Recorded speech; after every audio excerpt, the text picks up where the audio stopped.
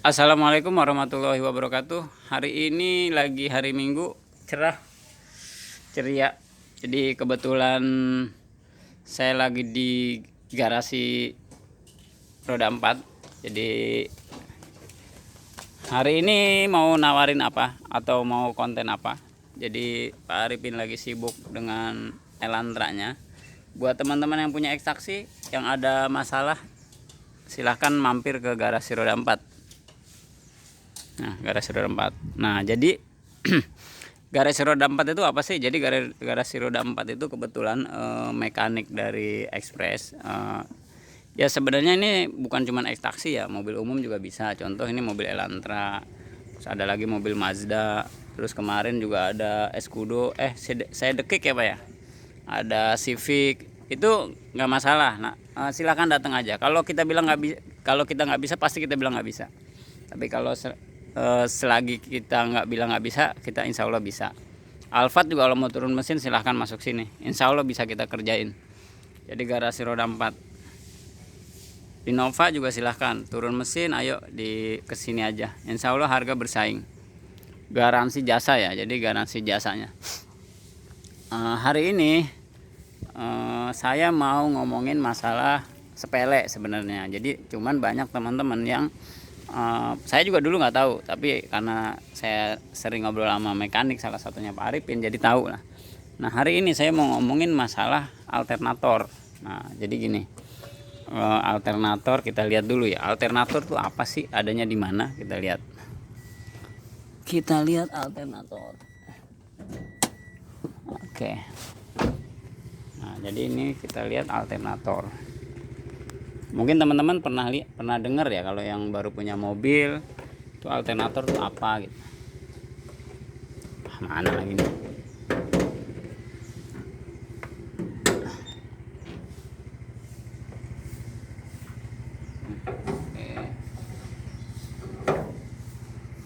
Nah, jadi alternatornya mana dia? Nah, ini dia alternatornya. Nah, jadi ini alternator. Nah, jadi ini alternator. Fungsinya alternator itu apa? Fungsi alternator itu untuk ngisi aki. Jadi untuk ngisi aki ke sini. Jadi aki itu kalau dia jalan itu diisinya sama alternator. Nah, alternator itu digerakinnya sama apa? Sama ini nih. Panbel. Nah, nih, jadi ada bel di sini, dia gerakin alternator, terus dari putaran itu dia ngecas ke aki sini. Nah, sekarang yang jadi pertanyaan dari kita semua nih, termasuk saya juga awalnya nanya, itu kita pengen tahu alternator ini rusak itu bagaimana. Memang susah, misalnya alternator itu agak sulit untuk deteksi, misalnya sekitar sekian persen lagi itu susah, tapi dia tak taunya habis, tak taunya agak rusak lah gitu.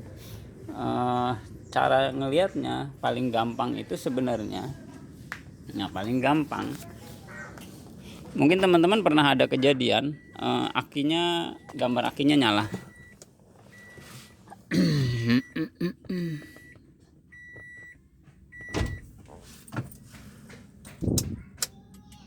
Nah, ini kan gambar aki nih.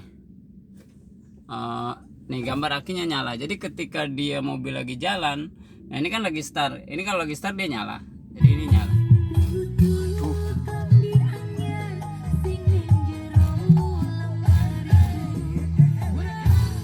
Sebentar. Nah, aduh. Nah, jadi aki ini nyala ketika kita kontak. Jadi kalau kontak aki harus nyala ya. Jadi kalau ini nggak nyala kayak oli segala macam, itu berarti bermasalah. Jadi cara ngetes speedometer itu mesin normal itu salah satunya itu ya, ketika kita kontak ini nyala. Tapi ketika mobil kita nyalain dia mati. Nih. Nah, ya kan? Nah, itu berarti normal. Nah tadi gambar akinya kan kelihatan tuh.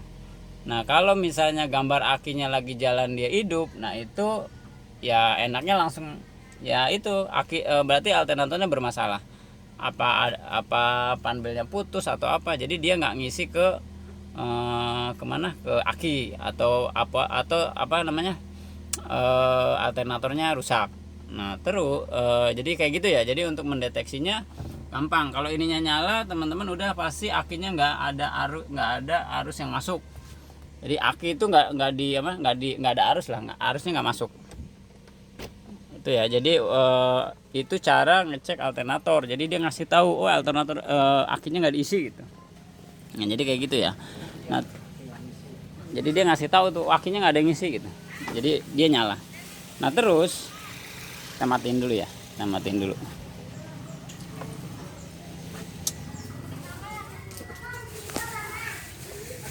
Terus yang jadi pertanyaan, ini kan agak mahal nih. Alternator itu harganya di kisaran 1,2 ya Pak Arifin ya. Di kisaran 1,2. Nah kadang-kadang nih alternator sendiri rusak, itu biayanya juga nggak mahal.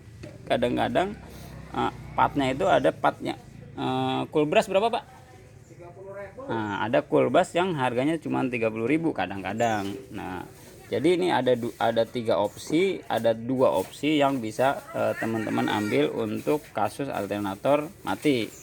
Satu pertama adalah servis, ya kan? Alternatif pertama itu servis.